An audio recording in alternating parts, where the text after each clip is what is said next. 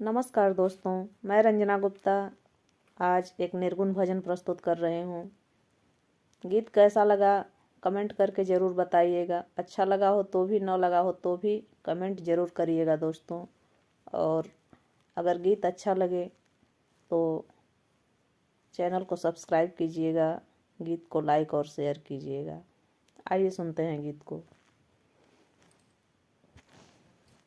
भजन बिना बाबे कार जिंदगनिया, ए सुगना कैला हरि के भजनिया, ए सुगना कैला हरि के भजनिया, ए सुगना।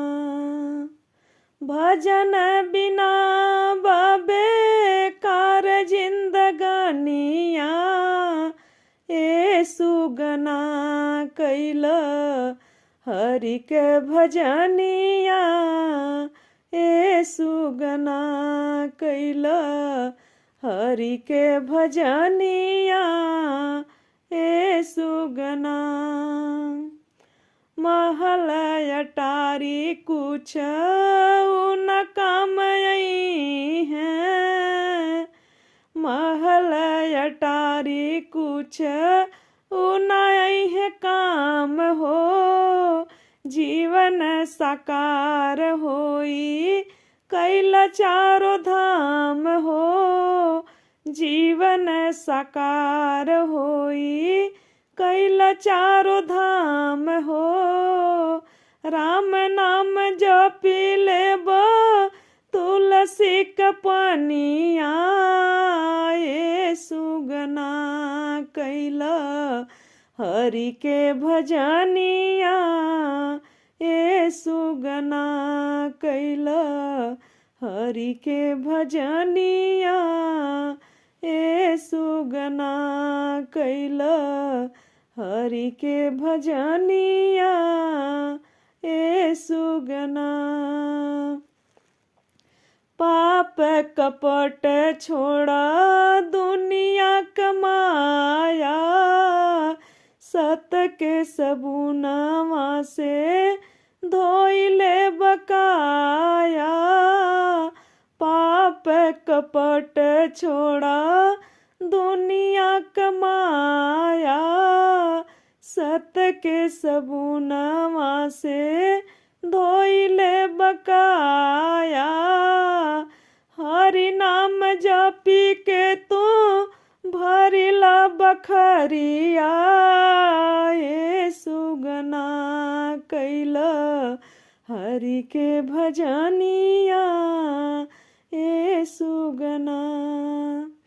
हरि नाम जपी के तू भरिला बखरिया, ए सुगना कैला हरि के भजनिया, ए सुगना कैला हरि के भजनिया, ए सुगना। झूठ जगत के बा दुनिया से नाता, जन्म के साथी बण पिता और माता, झूठ जगत के बा दुनिया से नाता, जन्म के साथी बण पिता और माता, आखिरी में साथे जाई अपन करनिया, ए सुगना।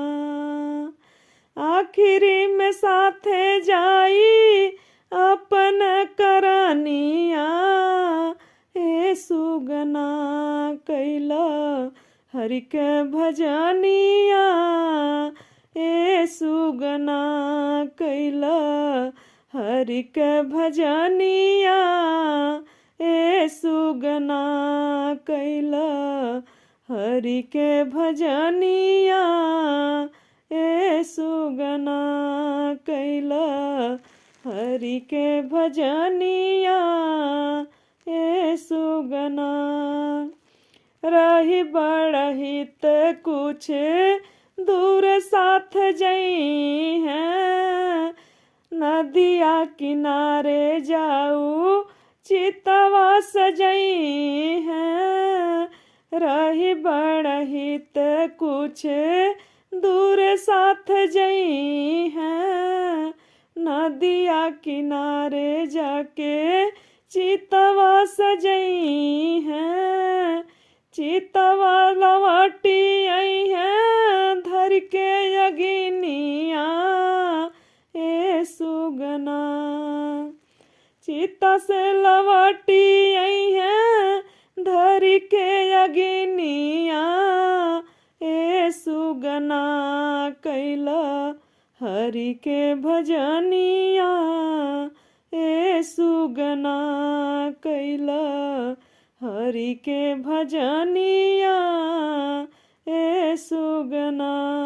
कैला हरि के भजनिया ए सुगना। भजन बिना बाबे कार जिंदगानिया ए सुगना।